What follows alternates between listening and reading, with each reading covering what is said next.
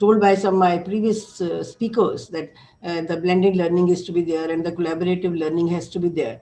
So I'm talking about that new collaborative models will make inroads into global education system in coming times. So as the education model going forward, it will be more of the blended in nature, with virtual learning becoming a distinct possibility, and the divide between haves and have-nots will decrease drastically.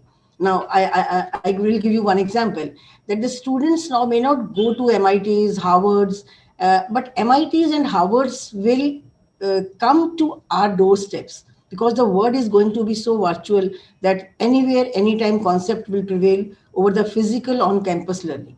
So I think therefore, in my opinion, education systems like India will be the topmost beneficiary out of this pandemic environment. And if top Ivy League institutions would like to survive, I think they must work on close collaboration with the developing countries like India, from where their major foreign intake happens.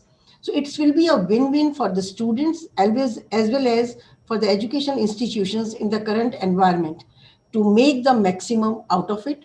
And in that case, we can collaborate. Well said by the other speakers that we can collaborate the university with the university, university with academia. So this will be a proper time where industry academia interface will give the fruits to the educational system in this point of time. And now it is going.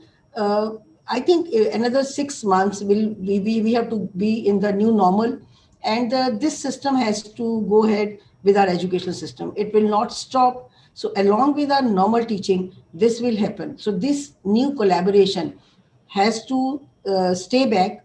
So we all have to understand that why we have to collaborate. Raghav well said that they have given us good opportunity during pandemic, and the for full 1 year we were benefited by the courses given by Coursera, and that collaboration has given the fruits to the students as well as to the faculty.